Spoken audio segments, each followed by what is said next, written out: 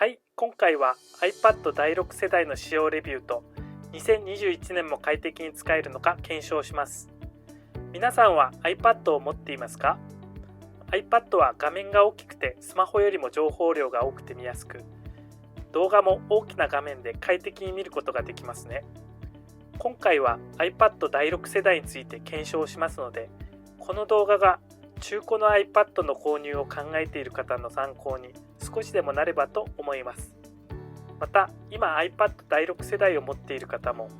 今持っている iPad の魅力の再発見になればありがたいです。このチャンネルの動画ではガジェットについて紹介しています。少しでも皆さんの役に立つ動画を作っていきますので、画面右下にある登録ボタンを押してチャンネル登録よろしくお願いします。この動画は2021年1月9日時点での情報に基づいて配信しています。ご了承ください。この動画の流れは、第1に iPad 第6世代について概要の説明を、2番目に私が持っている iPad 第6世代の使用感のレビューを、最後に中古端末としての価格などの傾向と今後も快適に使っていけるのか検証を行います。この動画の説明欄に各説明のタイムラインのリンクを貼っていますので、見たいところから動画を見ることができます。それでは iPad 第6世代の概要について確認してみましょう。iPad 第6世代は今から約3年前の2018年3月に発売されました。色はシルバー、ゴールド、スペースグレイの3色で、ディスプレイは 9.7 インチのレティーナディスプレイを採用。32GB または 128GB のストレージを備え、A10 フュージョンチップを搭載しています。この A10 フュージョンチップは iPhone 7、7 Plus で搭載されたチップです。また、この後の世代の iPad 第7世代でも同じ A10 フュージョンチップを搭載しています。そしてこの iPad の最大の特徴ですが、Apple Pencil 第1世代に対応しています。Apple Pencil で絵を描いたり文字を書いたりできます。カメラは8メガピクセルのカメラで、ビデオ撮影は 1080p HD ビデオ撮影に対応しています。次に私が持っている iPad 第6世代の使用感のレビューをします。外観は 9.7 インチのディスプレイと画面下部にホームボタンがあります。裏面と側面はシルバーのアルミ製の外装になっています。そして上面にイヤホンジャックがあります。外観は先代の iPad 第5世代と同じです。ゴールドの場合は色味が第5世代と第6世代で違うようです。ディスプレイの表示はレティーナディスプレイということで十分綺麗に表示されます。また iPad の場合、iOS12 からホームボタンがない最近の iPhone と同じように、下からスワイプしてホーム画面に移動したり、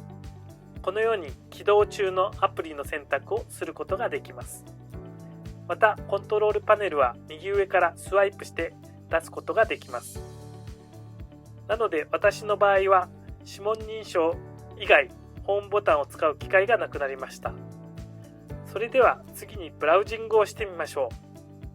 今回はニュースアプリを使ってみます。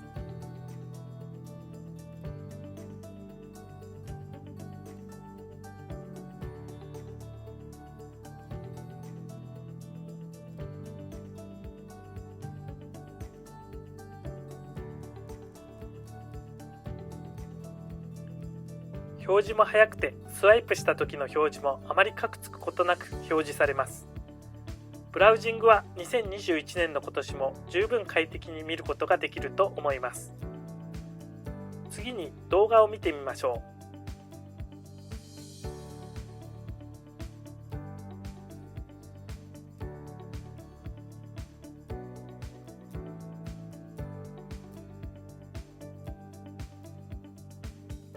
動画も滑らかに快適に見ることができます。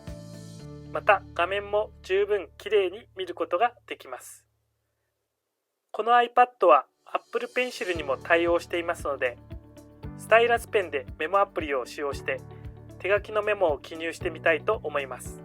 Apple Pencil の他に iPad 第6世代以降の iPad に対応したスタイラスペンを使って Apple Pencil のように使うことができます。スタイラスペンについては私の別な動画で紹介していますので、ぜひ参考にしてください。この動画の右上のびっくりマーク、説明欄でのリンク、チャンネルのページから見ることができます。iPad 第6世代はこのようにロック画面からスタイラスペンでタップするとメモアプリをすぐに起動させることができます。それでは何か文字を記入してみましょう。下にペンの種類がいくつか出てきますが、標準的なペンを選択して文字の太さを変えてみて書いてみましょう。普通に文字を書くことができます。書き心地も悪くありません。iPad Air 4など最新で性能の高い端末と比べると若干書いた文字が遅れて表示されるような気がしますが、非常に微妙な差ですが、文字を早く書いたりしている時に気づくかもしれません。他の最新の iPad と同様、Apple Pencil や iPad に対応したスタイラスペンが使えるのは大きなポイントだと思います。それではゲームを試してみましょう。ガンゲームで試してみたいと思います。設定はグラフィック品質普通、フレームレート普通でプレイしてみます。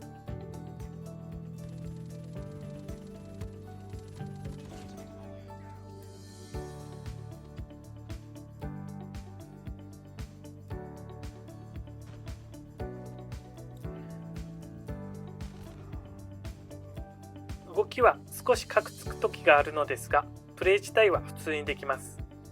画面が大きいので見やすく、遠くにいる敵を見つけやすいですね。それではグラフィック品質高い、フレームレート高いでプレイします。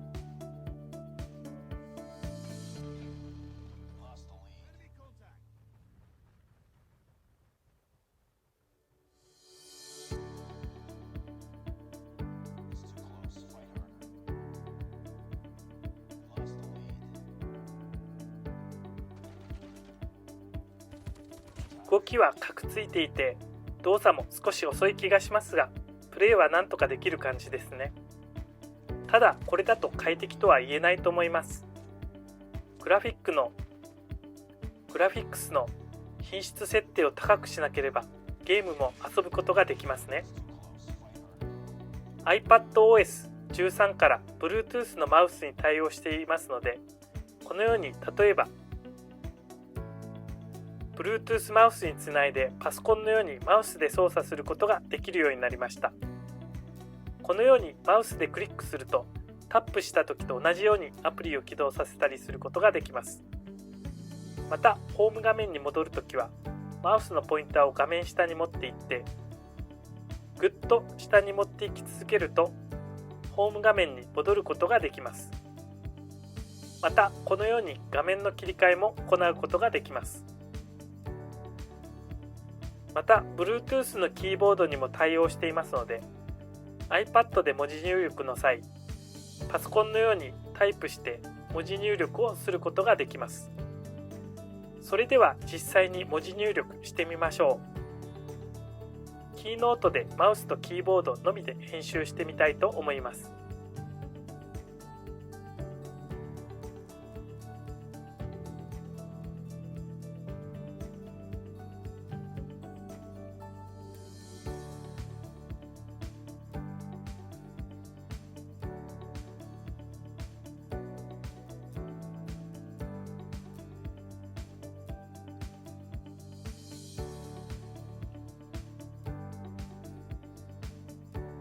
このように文字もキーボードで入力できます。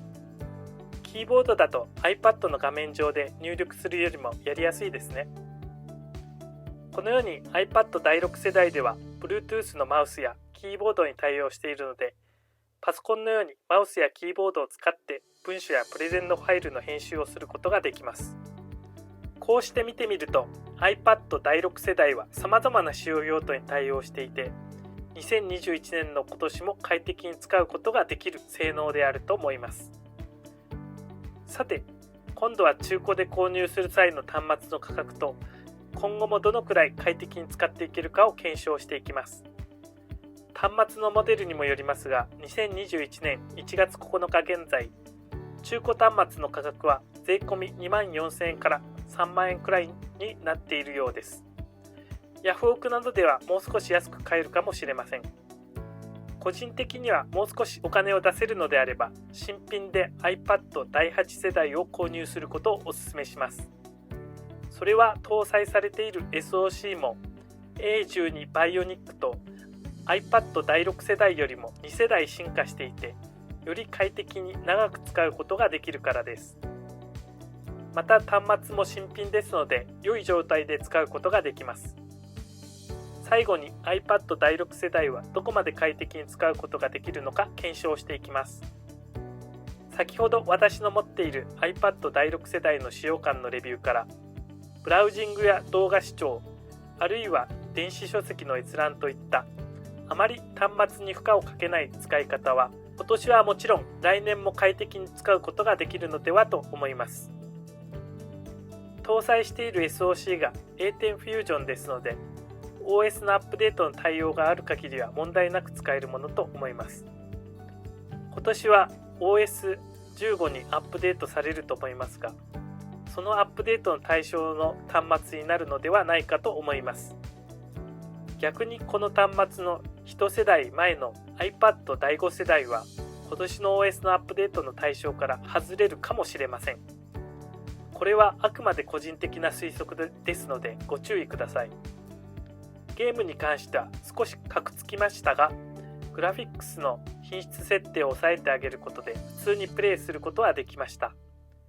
ですので今年もよほど端末に負荷をかけるゲームでない限りはプレイできるのではないかと思います。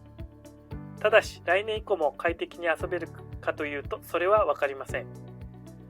結局はバッテリーも含めた端末の状態による部分も大きいのですが、iPad 第6世代の性能自体で考えると、今年来年の使用は負荷をかけるゲーム以外であれば問題ないのではないかと思います。いかがでしたでしょうか。この動画が少しでも皆さんのお役に立てたのなら幸いです。最後までご視聴ありがとうございました。今後も少しでも皆さんのお役に立てるような動画を作っていきますので、画面右下のチャンネル登録ボタンからチャンネル登録よろしくお願いします。